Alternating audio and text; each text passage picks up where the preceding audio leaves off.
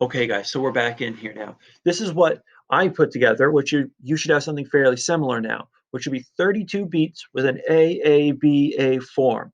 So I chose for my first 8 measures to use beat 2 and beat 1 together. That it added up to 8 full measures. I copied that over to just do another A section, pretty much as a copy and paste sort of idea.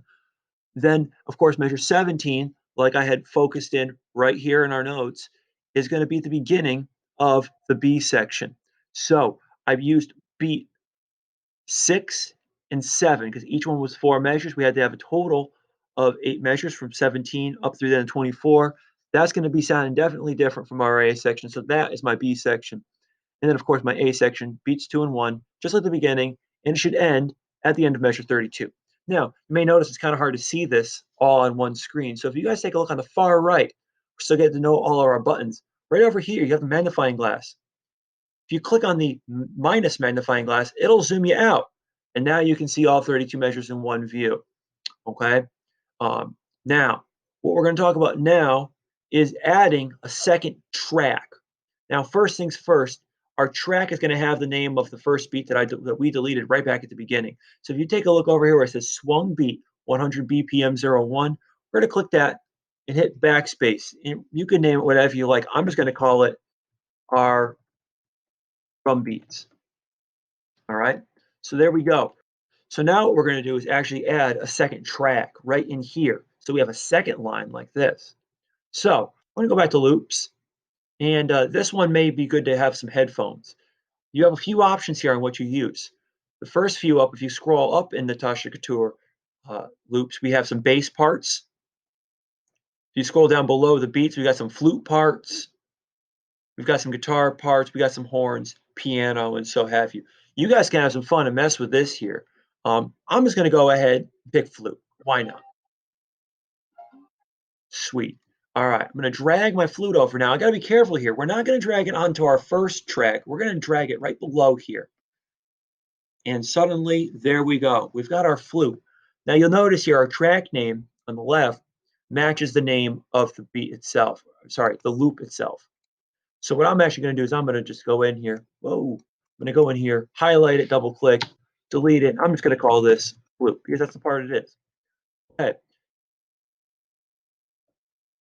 Now, what we'll have, if we go ahead, I'm going to actually zoom back in so you guys can see this a little clearer with our plus magnifying glass. Now we're back a little bit better here. I'm going to click play.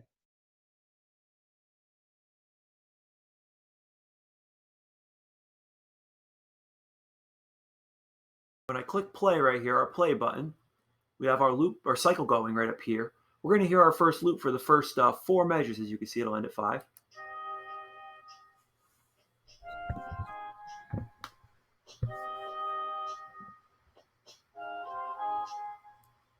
So maybe I'm not really feeling that. Maybe I am. Either way, that's how you can actually layer some loops up. So you want to go through, maybe you're not really feeling that one. We'll find a different flute until you find something that you like. Go ahead and work it up. But keep in mind our song form. Okay? So our song form, A, A, B, A, whatever you do for the first 8 measures, do that again for measures 9 through 16 and for measures 25 through 32. If you find another thing you like it shouldn't be part of A, but you want to use it, that'll be your B section. That's, of course, going to fall right over here, measures 17 through 24.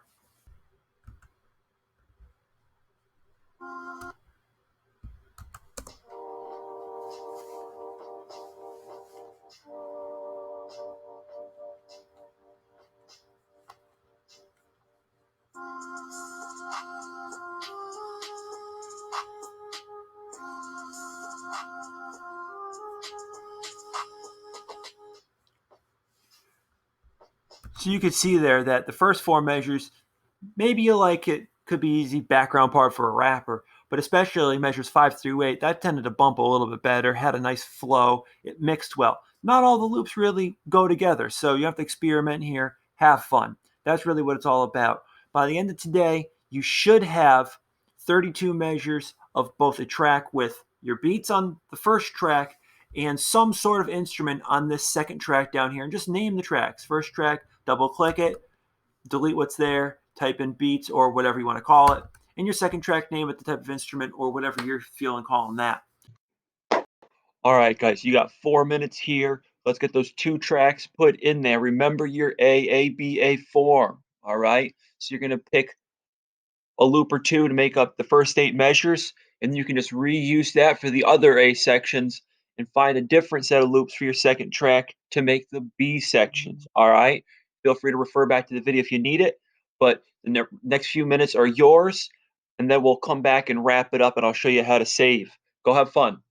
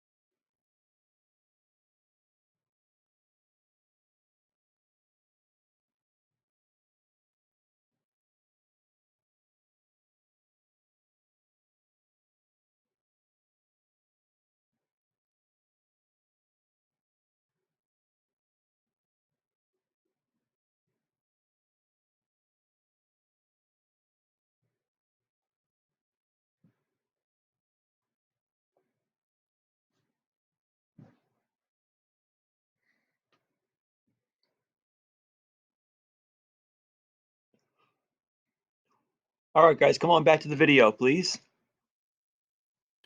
Once you've had 32 measures, guys, the most important button we haven't really talked about yet today, you're going to click right over in the top right corner. This little floppy disk. None of you guys know what that is. That's an old 1980s way of saving from a computer. You're going to click the button Save. Once you click Save, it'll be there for the next time, as it should be. We'll come across that next week. Now, really nice job today, guys. I hope you've gotten something out of this. I hope you found it interesting. I know this can be frustrating, but just do your best. It's all I can ask. And if you have any questions, feel free to just comment them back on BandLab underneath the assignment, and I will try to address that with you soon. All right, guys, you have a wonderful week, and I'll see you again this time next week. Peace.